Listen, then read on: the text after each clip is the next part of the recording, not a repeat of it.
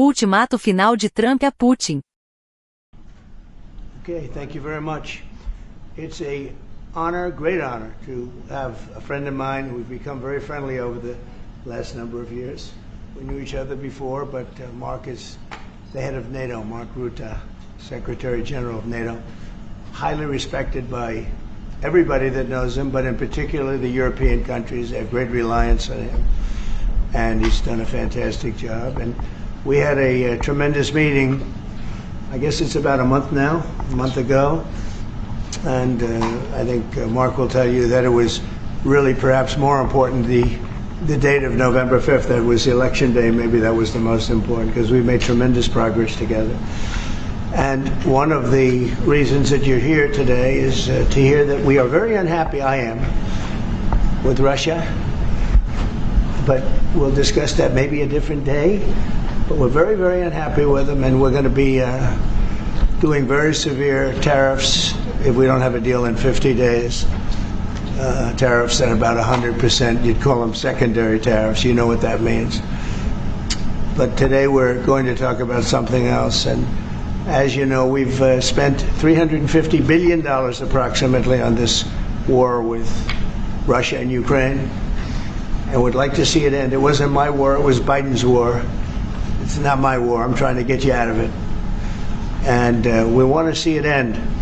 And I'm disappointed in President Putin, because I thought we would have had a deal 2 months ago, but it doesn't seem to get there. So based on that, we're going to be doing secondary tariffs if we don't have a deal in 50 days. It's very simple. And they'll be at 100%. And that's the way it is. That can be more simple. It's just the way it is. I hope we don't have to do it. But regardless, we are going to be we make the greatest military equipment in the world, whether it's missiles. You saw that recently in Iran, the way those planes flew in. They had every single, 14 bombs hit every target.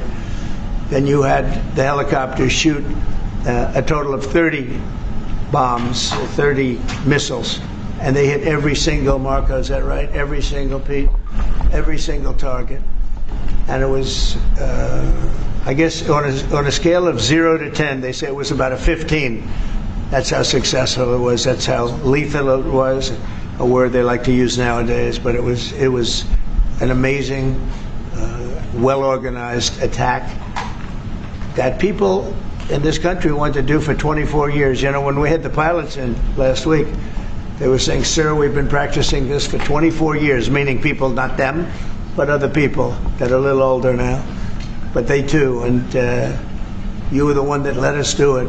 But we've been practicing it 3 to 4 times a year for 22, 24 years, because they always knew they had to stop Iran from doing what they were doing, which is trying to come up with a nuclear weapon, a nuclear bomb. And we did it very successfully. And we make the best equipment, the best missiles, the best of everything. The European nations know that. And we've made a deal today, and I'm going to have Mark speak about it, but we've made a deal today where we are going to be sending them weapons, and they're going to be paying for them. The United States will not be having any payment made. We are not buying it, but we will manufacture it, and they're going to be paying for it. Our last meeting of a month ago was very successful in that they agreed to 5%, which is more than $1 trillion a year, so they have a lot of money. And these are wealthy nations. They have a lot of money, and they want to do it. They feel very strongly about it, and we feel strongly about it, too. But we're in for a lot of money, and we don't want to do anymore, and we can't. But we make the best, and we're going to be sending the best to NATO, and in some cases to maybe, at Mark's suggestion, if we go to Germany, where they're going to send early on missiles, and they'll be replaced, and NATO is going to take care of it. It's going to be coordinated by NATO, and they're going to work very much with Matt Whitaker, who's right here, who's a great ambassador, and Matt's going to be coordinated. You better do a good job, Matt. I will. But Matt's going to coordinate. He's a very talented guy. He's going to coordinate everything. So in a nutshell, we're going to make top-of-the-line weapons, and they'll be sent to NATO. NATO may choose to have certain of them sent to other countries where we can get a little additional speed, where the country will release something and it'll be mostly in the form of a replacement. And I'd like to have Mark, and again, just a highly respected, pretty young guy, for having had the career that he's had, because he had an amazing career before going to NATO. So we spent a lot of time together over the last couple of months.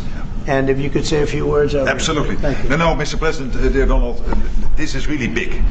This is really big. You called me on Thursday that you had taken a decision. And the decision is that you want Ukraine what it needs to have to maintain, to be able to defend itself against Russia, but you don't want Europeans to pay for it, which is totally logical. And this is building on the tremendous success of the NATO summit, the 5%, but also the decision to keep Ukraine strong and the decision to increase our defense industrial production.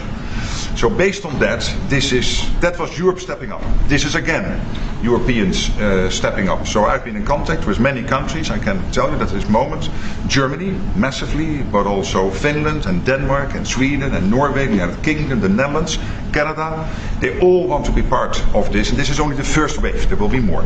So what we will do is work through the NATO systems to make sure that we know what Ukrainians need, so that we can make packages. Of course, in a way, we discussed it this morning with Pete Hegseth at the Pentagon, in a way that, of course, the US will keep on its stockpiles necessary to defend this country. That's absolutely clear. But it will mean that Ukraine can get its hands on really massive numbers of military equipment, both for air defense, but also missiles, ammunition, etc., etc. So if I was Vladimir Putin today and hear you speaking about what you were planning to do in 50 days, and this announcement, I would reconsider whether I should not take negotiations about Ukraine more seriously than I was doing at the moment, if I was Vladimir Putin. But when I'm Ukraine, I think this is really great news for them. So I really want to thank you for that. And it means the Europeans paying for it. And again, I mentioned all these countries, we will deal with that. And exactly as you said, it might also mean that countries will move equipment fast into Ukraine, and then the US later backfilling it, because speed is of the essence here. So really, thank you. This is important. You did a great job. It's a really great job. We've been very successful in settling wars. You have India, Pakistan, you have Rwanda and the Congo. That was going on for 30 years. India, by the way, and Pakistan would have been a nuclear war within another week, the way that was going. That was going very badly. And we did that through trade. I said, we're not going to talk to you about trade unless you get this thing settled. And they did. And they were both great leaders. And they were great. But Rwanda and the Congo, that was going on for 30 years. And at least 7 million people killed, and killed with a lot of pretty rough weapons like machetes, heads chopped off, going on for many years. You couldn't even get near the countries. Nobody wanted to get near. It's so frightening. And we got that one solved. Serbia, Kosovo, got that solved. That was going to be one that was going to happen. And again, that was something I used. I use trade for a lot of things. But it's great for settling wars. That was really very important. We're working, Marco's working very hard with everybody here on the Strip, the Gaza Strip. I call it the Gaza Strip, one of the worst real estate deals ever made. They gave up the oceanfront property, one of the worst deals ever made. But it was supposed to bring peace, and it didn't bring peace. It brought the opposite. But we're doing pretty well on Gaza. Steve Witkoff is here, and I think we could have something fairly soon to talk about. And we solved other one that we just seem to have, Armenia and Azerbaijan. It looks like that's going to come to a conclusion, successful conclusion. We worked on Egypt with a next door neighbor who is a good neighbor. They're friends of mine, but they happened to build a dam which closed up water going into a thing called the Nile. I think if I'm Egypt, I want to have water in the Nile, and we're working on that one. It's a problem, but it's going to get solved. They built one of the biggest dams in the world, a little bit outside of Egypt. You know about that? You've been hearing about that one. And that turned out to be a big problem. I don't know. I think the United States funded the dam. I don't know why they didn't solve the problem before they built the dam. But it's nice when the Nile River has water. It's a very important source of income and life. It's the life of Egypt. And to take that away is pretty incredible. But we think we're going to have that solved very quickly. So we do good. The only one we haven't been able to get to yet is Russia. And I'm not happy. And I will tell you that Ukraine wants to do something. Again, it's a war that should have never started. If I were president, it never would have happened. I used to speak to President Putin about it a lot. It was the apple of his eye. But once I saw what was going on, I said, you know, they're gonna have a war here. I was outside. The election was rigged. And I was outside looking in. And I said, you know, that thing's going to be a war. Couldn't believe it. Because what Biden said was the exact opposite of what should have been said. And it started, and it's a real mess. We're losing, I guess they're losing 5,000 or 6,000 people a day. It's actually now more. I was saying 5,000 a day. It's actually more now. Mostly soldiers, but a lot of people in cities and towns that are getting blown up too. It's a horrible war, and it should be stopped. And so if it's not done, if we don't have an agreement in 50 days, that's what we're doing. Secondary tariffs, and they're biting. And I hope we don't get to the point where we do, but I've been hearing so much talk. It's all talk. It's all talk, and then missiles go into Kiev and kill 60 people. It's got to stop. It's got to stop. But the purpose of this is to say that this is a very big deal we've made. This is billions of dollars worth of military equipment is going to be purchased from the United States, going to NATO, etc. And that's going to be quickly distributed to the battlefield. Ukraine will take it up. And, you know, say what you want about Ukraine. When the war started, they had no chance. And they still would have had no chance if the equipment, they had the best equipment. Because we do make the best planes and missiles, and we make the best military equipment in the world by far. And we have new things coming out that are beyond belief. And I'm very excited about the Golden Dome. It's going to give us very strong protection. We've already started that. But they had courage, because somebody has to use that equipment. And they fought with tremendous courage, and they continue to fight with tremendous courage. But they don't have, they're losing on equipment, and Russia's really taken a very positive, very strong, I mean, what they've done the last couple of weeks. Without military reasons. So what they are doing is 700 drones a day, missiles, bombing cities. This is not because of military goals. It is just creating panic, keeping people out of their sleeps, hitting towns. It's really terrible, and it is meaning a lot of people lose their lives, but also the infrastructure, whole cities being they're wiping out the electric. It's going to take years to rebuild it. That's going to be the next problem. Because, but that's going to take a long time. Cities, many of the cities are knocked down to the ground. Many of the people have left, but many have stayed. I don't know. They actually stay. And most have stayed. Actually, it's incredible that they stay, and knowing that a missile could be hitting your apartment house, and your apartment house that you're sitting in could collapse on top of you. And they do very heavy construction. They don't use rebar. They do very thick concrete construction. Those are heavy buildings, big buildings.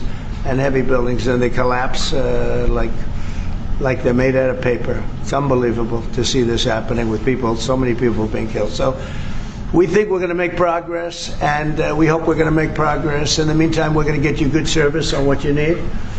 And we really became friendly with NATO this last meeting. You know, we went from 2% to 5%, which everyone said was not even a possibility. They weren't paying 2%. Many of them were paying much less than 2%. But even those, since you became president, all committed to the 2% before the summit. And now collectively we committed to the 5%. That's right, they did. They've been very good. And I think I made a lot of friends over there. We had a couple of days of very intensive talks.